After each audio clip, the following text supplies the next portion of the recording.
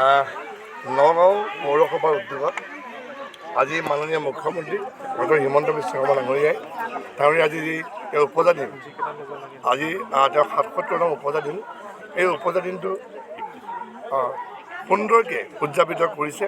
ইতিমধ্যে কেক কটা হ'ল আৰু আজি বিশেষভাৱে নগাঁও পৌৰসভাৰ অধীনত যিখিনি পৌৰ কৰ্মীসকল আছে, চাফাই কৰ্মী যিমানখিনি আছে তেওঁলোকক লগত লৈ তেওঁলোকৰ পৰিয়ালবোৰক আজি সুন্দৰকৈ এসাঁজ খুৱাই এটি প্ৰীতি ভোজৰ আয়োজন কৰিছে। আপোনালোকে গম পায় যে আজিৰ পৰা কেইদিনমান আগতে দেশৰ মাননীয় প্ৰধানমন্ত্ৰী নৰেন্দ্ৰ মোদী ডাঙৰীয়াই নগাঁওখনৰ চাফাই বিষয়ে তেওঁ অৱগত কৰিছিলে।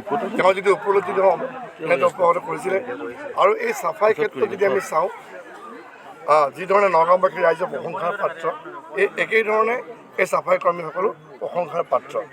আৰু আজি সেইকাৰণে তেওঁলোকক আজি পবিত্ৰ দিনটোতে যিহেতু আজি মাননীয় মুখ্যমন্ত্ৰী উপজা দিন, সেইকাৰণে আজি তেওঁলোকক মাতি পেলাই এসাঁজ খুৱাই এটা আনন্দ আমি কৰিছোঁ।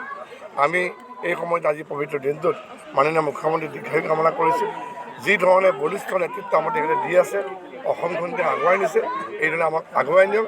তেখেতৰ নেতৃত্বত আমি সকলোৱে কাম কৰি যাম।